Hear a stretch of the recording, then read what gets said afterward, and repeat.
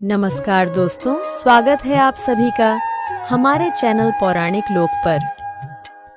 ओम श्री विष्णुवे नमः। ओम श्री बृहस्पति नमः। मित्रों, सनातन धर्म में बृहस्पतिवार का दिन भगवान विष्णु को समर्पित होता है।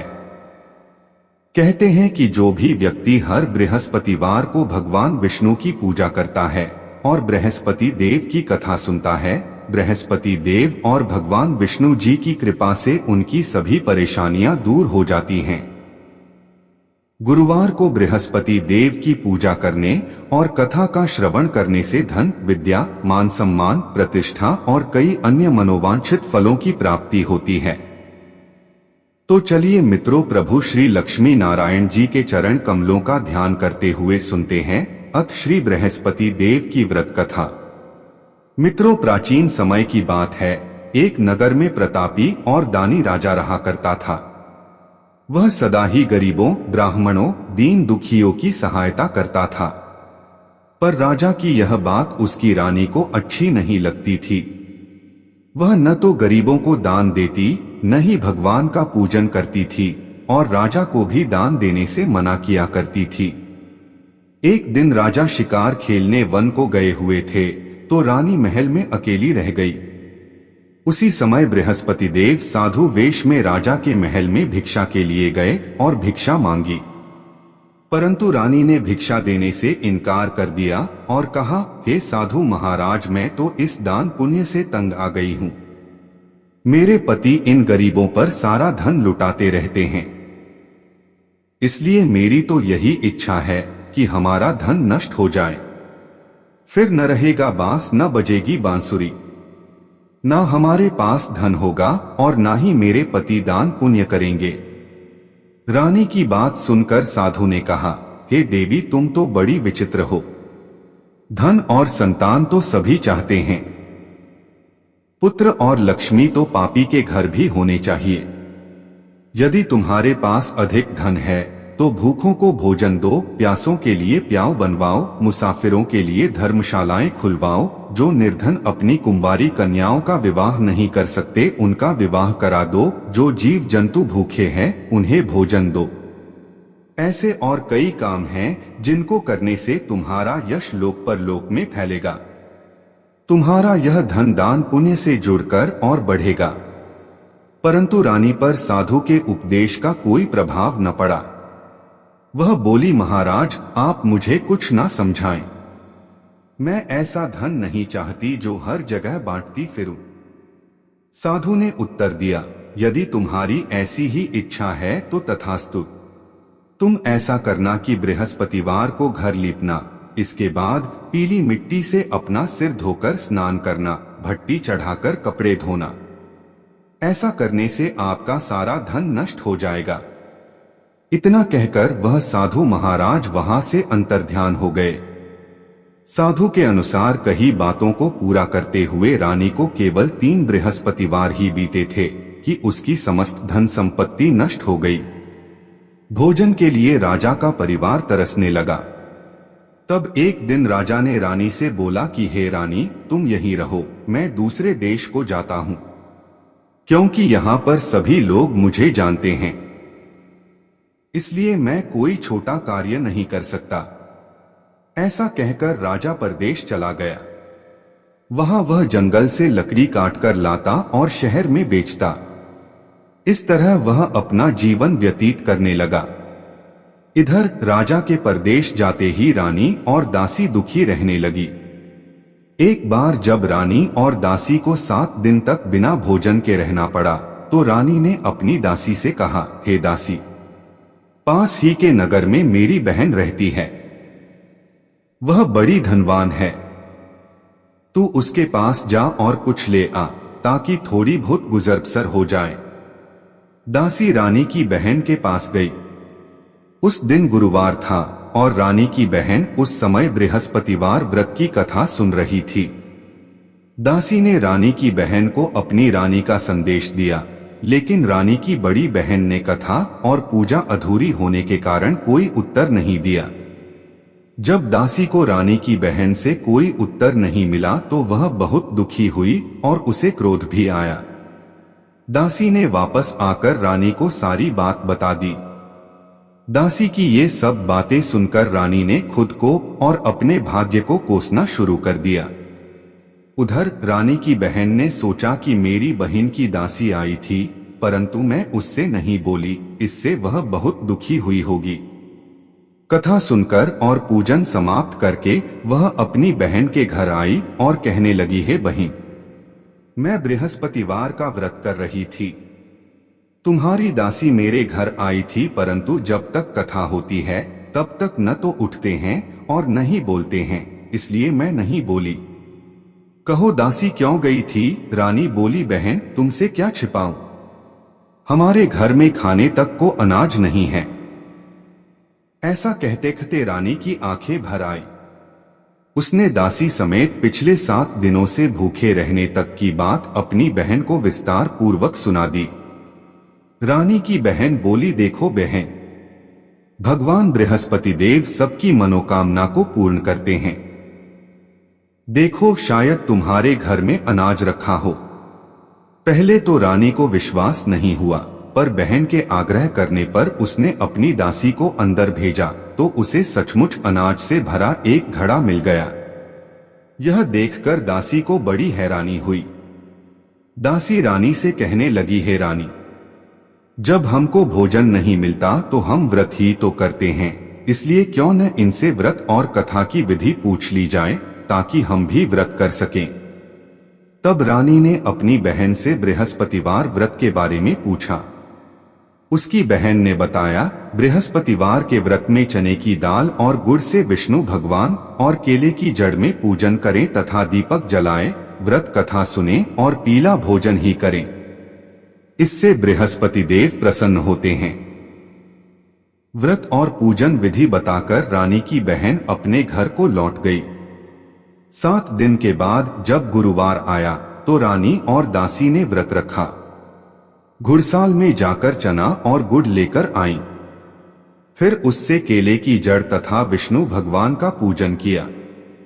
अब पीला भोजन कहां से आए, इस बात को लेकर दोनों बहुत दुखी थे। चूंकि उन्होंने व्रत रखा था, इसलिए बृहस्पति देव उनसे प्रसन्न थे। इसलिए वे एक साधारण व्यक्ति का रूप धारण कर 2 थालों में सुंदर पीला भोजन दासी को दे गए। भोजन पाकर दासी प्रसन्न हुई और फिर रानी के साथ मिलकर भोजन ग्रहण किया। उसके बाद वे सभी गुरुवार को व्रत और पूजन करने लगी। बृहस्पति भगवान की कृपा से उनके पास फिर से धन संपत्ति आ गई, परंतु रानी फिर से पहले की तरह आलस्य करने लगी।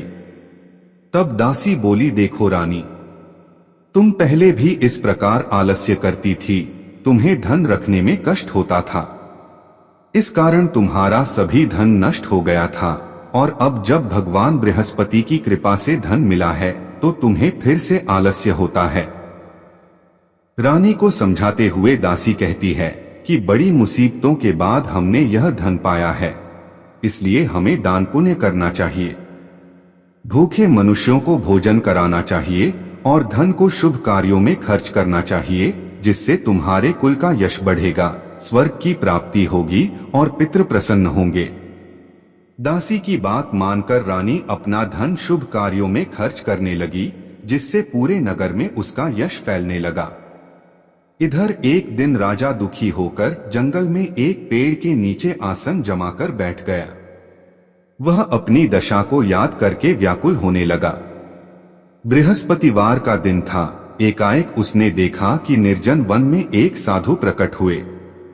वह साधु वेश में स्वयं बृहस्पति देवता थे। लकड़हारे के सामने आकर बोले, हे लकड़हारे, इस सुनसान जंगल में तू चिंता मग्न क्यों बैठा है? लकड़हारे ने दोनों हाथ जोड़कर प्रणाम किया और उत्तर दिया, महात्मा जी, आप सब कुछ जानते हैं, मैं क्या कहूं? यह कहकर रोने लगा और साधु को अपनी आत्मकथा सुनाई। महात्मा जी ने कहा, तुम्हारी स्त्री ने बृहस्पति के दिन बृहस्पति भगवान का निरादर किया है, जिसके कारण रुष्ट होकर उन्होंने तुम्हारी यह दशा कर दी। अब तुम चिंता को दूर करके मेरे कहने पर चलो तो तुम्हारे सब कष्ट दूर हो जाएंगे और भगवान पहले से भी अधिक संपत्ति देंगे। तुम बृहस्पति के दिन कथा किया करो। 2 पैसे के चने और गुड़ लाकर उसका प्रसाद बनाओ और शुद्ध जल से लोटे में शक्कर मिलाकर अमृत तैयार करो।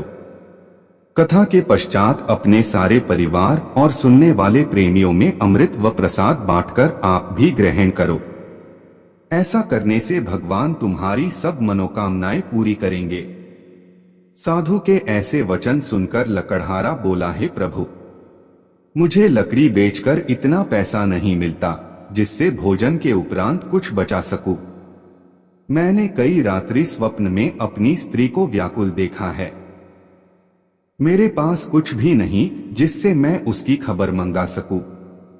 साधु ने कहा, हे लकड़हारे, तुम किसी बात की चिंता मत करो। बृहस्पति के दिन तुम रोजाना की तरह लकड़ियां लेकर शहर को जाओ।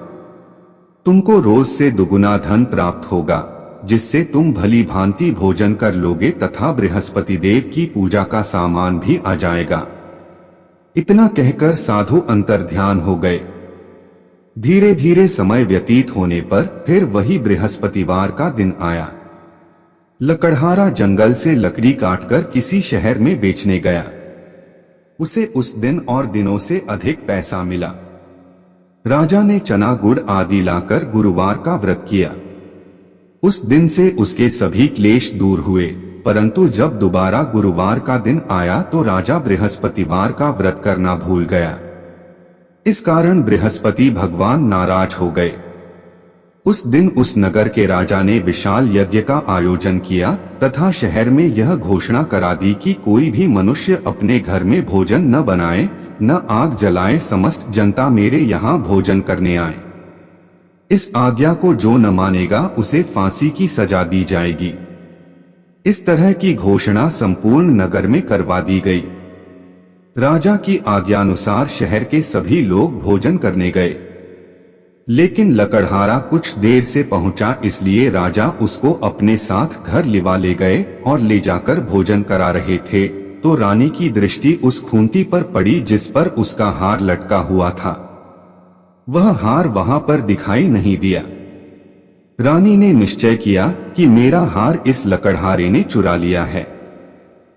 राजा ने उसी समय सिपाहियों को बुलाकर उसको कारागार में डलवा दिया।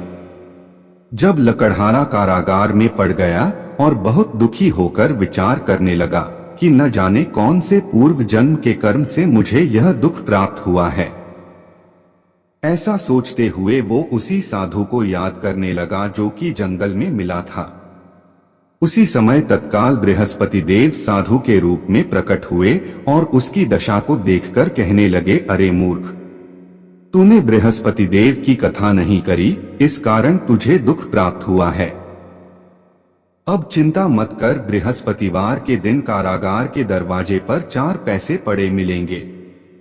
उनसे तू बृहस्पति देव की पूजा करना, तेरे सभी कष्ट दूर हो जाएंगे। बृहस्पति के दिन उसे 4 पैसे मिले। लकड़हारे ने कथा कही। उसी रात्रि को बृहस्पति देव ने उस नगर के राजा को स्वप्न में कहा, हे राजा, तुमने जिस आदमी को कारागार में बंद कर दिया है वह निर्दोष है। वह राजा है, उसे छोड़ देना। रानी का हार उसी खूंटी पर लटका है। अगर तू ऐसा नहीं करेगा तो मैं तेरे राज्य को नष्ट कर दूंगा। इस तरह रात्रि के स्वप्न को देखकर राजा प्रातःकाल उठा और खूंटी पर हार देखकर लकड़हारे को बुलाकर क्षमा मांगी तथा लकड़हारे को योग्य सुंदर वस्त्र आभूषण देकर विदा कर दिया। बृहस्पति देव की आज्ञानुसार लकड़हारा अपने नगर को चल दिया। राजा जब अपने नगर के निकट पहुंचा तो उसे बड़ा आश्चर्य हुआ। नगर में पहले से अधिक बाग, तालाब, कुएं तथा बहुत सी धर्मशाला, मंदिर आदि बन गई हैं। राजा ने पूछा, यह किसका बाग और धर्मशाला है? तब नगर के सब लोग कहने लगे, यह सब रानी और बांदी के हैं। तो राजा को आश्चर्य हुआ और गुस्सा भी आया। जब रानी ने यह खबर सुनी कि राजा आ रहे हैं तो उन्होंने बांदी से कहा कि हे दासी, देख राजा हमको कितनी बुरी हालत में छोड़ गए थे। हमारी ऐसी हालत देखकर वह लौट न जाए, इसलिए तू दरवाजे पर खड़ी हो जा। आज्ञानुसार दासी दरवाजे पर खड़ी हो गई। राजा आए तो उन्हें अपने साथ लिवा लाई। तब राजा ने क्रोध करके अपनी रानी से पूछा कि यह धन तुम्हें कैसे प्राप्त हुआ है। तब उन्होंने कहा, हमें यह सब धन बृहस्पति देव के इस व्रत के प्रभाव से प्राप्त हुआ है। राजा ने निश्चय किया कि 7 रोज बाद तो सभी बृहस्पति देव का पूजन करते हैं, परंतु मैं प्रतिदिन दिन में 3 बार कहानी तथा रोज व्रत किया करूंगा। अब हर समय राजा के दुपट्टे में चने की दाल बंधी रहती तथा वह दिन में 3 बार कहानी कहता। एक रोज राजा ने विचार किया कि चलो अपनी बहन के यहाँ हो आए। इस तरह निश्चय कर राजा घोड़े पर सवार हो अपनी बहन के यहाँ को चलने लगा। मार्ग में उसने देखा कि कुछ आदमी एक मुर्दे को लिए जा रहे हैं। उन्हें रोककर राजा कहने लगा, अरे भाइयों, मेरी बृहस्पति देव की कथा सुन लो। वे बोले, लो, हमारा तो आदमी मर गया है, इसको अपनी कथा की पड़ी है। परंतु कुछ आदमी बोले, अच्छा कहो, हम तुम्हारी कथा भी सुनेंगे। राजा ने दाल निकाली और जब कथा आधी हुई थी कि मुर्दा हिलने लग गया, और जब कथा समाप्त हो गई तो मुर्दा राम राम करके उठकर खड़ा हो गया। आगे मार्ग में उसे एक किसान खेत में हल चलाता मिला। राजा ने उसे देख और उससे बोले, अरे भैया, तुम मेरी बृहस्पतिवार की कथा सुन लो। किसान बोला, जब तक मैं तेरी कथा सुनूंगा तब तक 4 हरिया जोत लूंगा। जा अपनी कथा किसी और को सुनाना। इस तरह राजा आगे चलने लगा। राजा के हटते ही बैल पछाड़ खाकर गिर गए तथा किसान के पेट में बड़ी जोर का दर्द होने लगा। उस समय उसकी माँ रोटी लेकर आई। उसने जब यह देखा तो अपने पुत्र से सब हाल पूछा और बेटे ने सभी हाल कह दिया। तो बुढ़िया दौड़ी दौड़ी उस घुड़सवार के पास गई और उससे बोली कि मैं तेरी कथा सुनूंगी, तू अपनी कथा मेरे खेत पर चलकर ही कहना। राजा ने बुढ़िया के खेत पर जाकर कथा कही, जिसके सुनते ही वह बैल उठ खड़ हुए तथा किसान के पेट का दर्द भी बंद हो गया। अगले दिन राजा अपनी बहन के घर पहुंचा। बहन ने भाई की खूब मेहमानी की। दूसरे रोज प्रातःकाल राजा जगा तो वह देखने लगा कि सब लोग भोजन कर रहे हैं। राजा ने अपनी बहन से कहा, ऐसा कोई मनुष्य है जिसने भोजन नहीं किया हो, मेरी बृहस्पतिवार की कथा सुन ले। बहन बोली, हे भैया, यह देश ऐसा ही है कि पहले यहाँ लोग भोजन करते हैं, बाद में अन्य काम करते हैं। अगर कोई पड़ोस में हो तो देख आती हूँ। ऐसा कहकर देखने चली गई, परंतु उसे कोई ऐसा व्यक्ति नहीं मिला जिसने भोजन न किया हो। अतः वह एक कुम्हार के घर गई जिसका लड़का बीमार था। उसे मालूम हुआ कि उनके यहाँ 3 रोज से किसी ने भोजन नहीं किया है। रानी ने अपने भाई की कथा सुनने के लिए कुम्हार से कहा, वह तैयार हो गया। राजा ने जाकर बृहस्पतिवार की कथा कही, जिसको सुनकर उसका लड़का ठीक हो गया। अब तो राजा की प्रशंसा होने लगी। एक रोज राजा ने अपनी बहन से कहा कि हे बहन, हम अपने घर को जाएंगे, तुम भी तैयार हो जाओ। राजा की बहन ने अपनी सास से कहा। सास ने कहा, हाँ चली जा, परंतु अपने लड़कों को मत ले जाना क्योंकि तेरे भाई के कोई औलाद नहीं है। बहन ने अपने भैया से कहा, हे भैया, मैं तो चलूंगी पर कोई बालक नहीं जाएगा। राजा बोला, जब कोई बालक नहीं चलेगा तब तुम ही क्या करोगी। बड़े दुखी मन से राजा अपने नगर को लौट आया। राजा ने अपनी रानी से कहा, हम निर्वंशी हैं, हमारा मुंह देखने का धर्म नहीं है और कुछ भोजन आदि नहीं किया। रानी बोली, हे प्रभु, बृहस्पति देव ने हमें सब कुछ दिया है, वह हमें औलाद अवश्य देंगे। उसी रात को बृहस्पति देव ने राजा से स्वप्न में कहा, हे राजा उठ, सभी सोच त्याग दे, तेरी रानी गर्भ से है। राजा की यह बात सुनकर बड़ी खुशी हुई। 9वें महीने में उसके गर्भ से एक सुंदर पुत्र पैदा हुआ। तब राजा बोला, हे रानी, स्त्री बिना भोजन के रह सकती है, पर बिना कहे नहीं रह सकती। जब मेरी बहन आए तुम उससे कुछ कहना मत। रानी ने यह सुनकर हाँ कर दिया। जब राजा की बहन ने यह शुभ समाचार सुना तो वह बहुत खुश हुई तथा बधाई लेकर अपने भाई के यहाँ आई। तभी रानी ने कहा, घोड़ा चढ़कर तो नहीं आई, गधा चढ़ी आई है। राजा की बहन बोली, भाभी मैं इस प्रकार न कहती तो तुम्हें औलाद कैसे मिलती। मित्रों, संसार में जो मनुष्य सद्भावना से भगवान जी का पूजन व्रत सच्चे हृदय से करते हैं तो उनकी सभी मनोकामनाएं पूर्ण करते हैं। जैसी सच्ची भावना से रानी और राजा ने उनकी कथा का गुणगान किया तो उनकी सभी इच्छाएं बृहस्पति देव जी ने पूर्ण की थीं। इसलिए पूर्ण कथा सुनने के बाद प्रसाद लेकर जाना चाहिए। हृदय से उसका मनन करते हुए जयकारा बोलना चाहिए। बोलो बृहस्पति देव की जय, भगवान विष्णु की जय। अब सुनते हैं दूसरी कथा। प्राचीन काल में एक ब्राह्मण रहता था। वह बहुत निर्धन था। उसके कोई संतान नहीं थी। उसकी स्त्री बहुत मलिनता के साथ रहती थी। वह ना तो स्नान करती और ना ही किसी देवता का पूजन करती। इस सब से ब्राह्मण देवता बड़े दुखी थे। बेचारे बहुत अपनी स्त्री से कुछ कहते थे किंतु उसका कुछ परिणाम न निकला। भगवान की कृपा से ब्राह्मण की स्त्री को कन्या रूपी रत्न पैदा हुआ। कन्या बड़ी होने पर प्रातः स्नान करके विष्णु भगवान का जाप व बृहस्पतिवार का व्रत करने लगी। अपने पूजन पाठ को समाप्त करके विद्यालय जाती तो अपनी मुट्ठी में जौ भर के ले जाती और पाठशाला के मार्ग में डालती जाती।